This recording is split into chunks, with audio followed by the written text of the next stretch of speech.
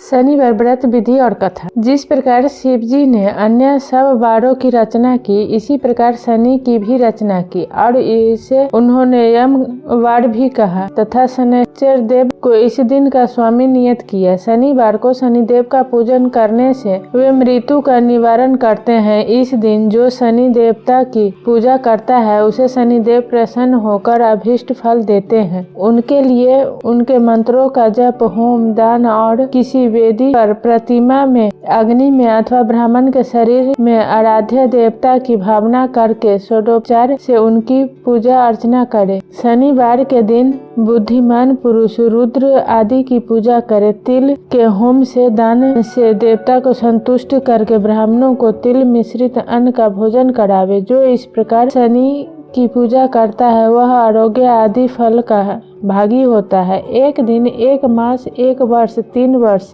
तक ऐसी साधना करनी चाहिए। प्रारब्ध के निर्माण होते ही संकट को दूर होते देर नहीं लगी, क्योंकि महादेव जी आराधना करने वाले को आरोग्य आदि फल देते हैं। देवताओं का यजन संपूर्ण अभीष्ट वस्तुओं को देने वाला है। किसी समय सूर्य, मंगल, चंद्रमा, बृहस्पति, शुक्र, शनि, राहु और केतु, इन नवग्रहों में इस बात का परस्पर विवाद हुआ कि हम में से बड़ा कौन है। आपस में सभी अपने को बड़ा मानते, इस कारण कोई निश्चय न हो सका। तो सब इंद्र के पास गए और कहने लगे, आप देवताओं के राजा बनाए गए हैं, अतः इस बात का निर्णय दीजिए कि हम में से कौन बड़ा है। उनकी ऐसी बात सुन इंद्र घबरा गए और विचार करने लगे कि अब मैं क्या करूं, किसे छोटा कहूं और किसे बड़ा। ऐसा विचार कर तथा अपने को आपत्ति से बचने के लिए उन्होंने उन ग्रहों को पृथ्वी के राजा विक्रमादित्य के पास भेज दिया और कहा कि आप लोग उन्हीं के पास जाइए, वे ही आपका निर्णय करेंगे। इंद्र द्वारा प्रेषित वे सब देवता पृथ्वी के राजा विक्रमादित्य के पास गए और अपने प्रश्न को उनके सम्मुख रखा। राजा विक्रमादित्य भी बड़ी चिंता में पड़े कि मैं किसे छोटा तथा किसे बड़ा बताऊं। जिसे भी छोटा बताऊंगा वही नाराज होगा। अतः राजा ने मुंह से न कहने वाला एक उपाय सोचा और सोना, चांदी, कांसा, पीतल, शीशा, रंगा, जस्ता, अभ्रक तथा लोहा, 9 धातुओं के 9 आसन बनवाए और सब आसनों को क्रम में रख दिया तथा सब ग्रहों से अपने अपने आसनों पर बैठने के लिए कहा। जिसका आसन सबसे आगे है वही बड़ा माना जाएगा। लोहे का आसन सबसे पीछे था, वह शनि देवता का आसन होता है। अतः शनि देवता ने सोचा कि मुझे सबसे छोटा बनाया गया है, इसलिए वे नाराज हो गए और अत्यंत क्रोध करते हुए बोले, हे राजा, तुम मेरे पराक्रम को नहीं जानते कि मुझ में कितना बल है। जबकि सूर्य एक राशि पर 1 माह, चंद्रमा 2.25 दिन, मंगल 1.5 माह, बृहस्पति 13 मास, बुध तथा शुक्र 1 माह तथा राहु और केतु दोनों उल्टे चलते हुए केवल 18 माह से हैं, परंतु मैं तो एक ही राशि पर 30 माह तक रहता हूँ। बड़े बड़े देवता तक मुझसे दुखी रहते हैं। हे राजन, मेरे प्रभाव को कान खोलकर सुन लो कि जब भगवान राम पर 7.5 आए तो वे वन को गमन कर गए और रावण पर 7.5 आई तो राम लक्ष्मण के लंका पर चढ़ाई की तथा रावण के समस्त कुल का नाश कर दिया। अतः हे राजन, अब तुम सावधान हो जाओ, कारण कि अब तुम मेरे कोप का भाजन बन चुके हो। ऐसा कहकर क्रुद्ध हुए शनि देवता वहां से चले गए। देवता तो प्रसन्न होकर गए, परंतु शनि देवता क्रुद्ध होकर चले गए। अब तो राजा के ऊपर 7.5 आ गई तथा शनि देवता ही घोड़े के सौदागर के रूप में विक्रमादित्य की राजधानी उज्जैनी गए। और जब राजा ने घोड़ों के सौदागर के आने की खबर सुनी तो अश्वपाल को अच्छे घोड़े खरीदने की आज्ञा दी। फिर तो अश्वपाल सौदागर के पास जा घोड़े देखने लगा तो घोड़ों की नस्ल तथा उनका मूल्य देख सुनकर चकित हो गया और तुरंत ही राजा को खबर दी कि वे स्वयं ही घोड़े को आकर देखे। फिर तो राजा स्वयं घोड़ा देखने आए और एक घोड़े को चुनकर ज्यों ही उस पर बैठे कि वह घोड़ा राजा को लेकर बड़ी तेजी से भागा और बहुत दूर एक बड़े जंगल जंगल में राजा को छोड़कर अंतर्ध्यान हो गए। फिर मार्ग न जानने के कारण राजा जंगल में भटकने लगे। इस प्रकार क्षुधा से पीड़ित भटकते हुए राजा को एक ग्वाल दिखाई पड़ा, जिसने राजा के प्रार्थना करने पर उन्हें पानी पिलाया। पानी पीकर राजा ने ग्वाले से शहर का मार्ग पूछा। उसने बता दिया। तब राजा ने अंगुली से अंगूठी उतार उस ग्वाले को दे दी और स्वयं शहर जाने वाले मार्ग पर चल पड़े तथा शहर में पहुंचकर राजा एक सेठ की दुकान पर गए तथा वहां अपना नाम बीका बतलाया। जब सेठ ने उन्हें अच्छा आदमी समझकर जलपान कराया। भाग्य से उस दिन सेठ की दुकान पर बहुत बिक्री हुई, जिससे सेठ और भी प्रसन्न हुआ और भोजन करने के लिए बीका को अपने घर ले गया। भोजन करते हुए राजा ने सेठ के घर में एक विचित्र बात देखी कि खूंटी पर एक हार लटक रहा था, जिसे वह खूंटी निगल रही थी। भोजन करने के पश्चात सेठ जब हार लेने खूंटी पर गया तो उसे हार न मिला। फिर सारे घर में हार की पड़ गई और सबने बीका को ही अपराधी ठहराया, क्योंकि बीका ही एक नया व्यक्ति था। सब उसे पकड़कर फौजदार के समीप ले गए और कहने लगे कि यह आदमी देखने में तो भला लगता है, परंतु सेठ का कहना है कि इसके अतिरिक्त और कोई घर में आया ही नहीं जो हार लेता, अतः शंका तो इसी पर होती है। फिर तो राजा ने चोरी के अपराध में उसे चौरंगिया कहने की आज्ञा दे दी। फिर तो जल्लादों ने तुरंत बीका का हाथ पैर काटकर चौरंगिया बना दिया। इससे उनकी दशा अत्यंत दयनीय हो गई, क्योंकि हाथ पैर थे नहीं। यदि कोई दया करके उसके मुंह में पानी या रोटी डालता तो वे कुछ आ जाते, नहीं तो यूं ही पड़े रहते। इस प्रकार कष्ट सहते हुए बीका को बहुत दिन बीते कि एक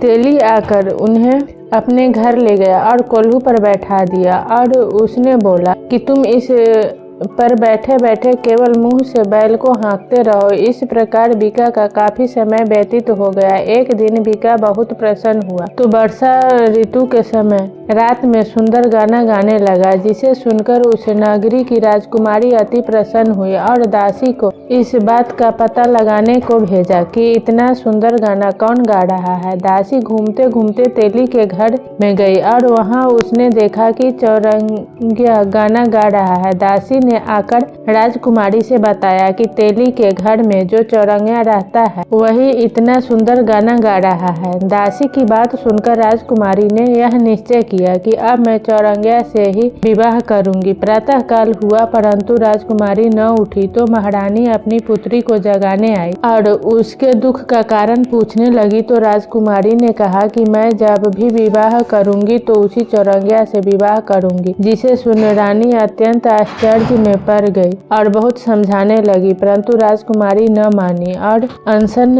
व्रत का निश्चय किया। फिर जब राजा को खबर मिली कि राजकुमारी ने चौरंगिया से विवाह करने का निश्चय किया है तो पुत्री के भाग्य विषय में चिंता करते हुए उसे समझाने आए। राजा बोले, पुत्री, यह तुमने नादानी का हठ क्यों किया है? क्या तुम चौरंगिया से, जिसके हाथ पांव बिल्कुल हैं ही नहीं, विवाह करके सुखी रह सकोगी? क्या यह संभव है कि वह तुम्हें सुख देगा? अतः हे पुत्री, तुम यह व्यर्थ का हठ मत ठानो, इससे तुम्हें दुख होगा। तुम एक प्रतिष्ठित राजा की पुत्री हो, अतः तुम्हारा विवाह भी राजकुमार राजकुल में होना चाहिए। मैं अभी समस्त देशों में तुम्हारे विवाह का प्रस्ताव दूतों के द्वारा भेजता हूँ तथा रूपवान राजकुमार के साथ विवाह कर देता हूँ। परंतु राजकुमारी ने राजा की बात को ठुकरा दिया और अत्यंत नम्र स्वर में बोली कि पिताजी, अब आप मुझे अधिक न समझाइए। यदि आप और कुछ कहिएगा तो मैं अपने प्राण त्याग दूंगी। मैंने अपनी इच्छा से एक बार जिस वर का वरण किया है, यदि वह मुझे नहीं प्राप्त होगा तो मैं विवाह ही नहीं करूंगी। राजकुमारी के ऐसा वचनों को सुन राजा क्रुद्ध हो गए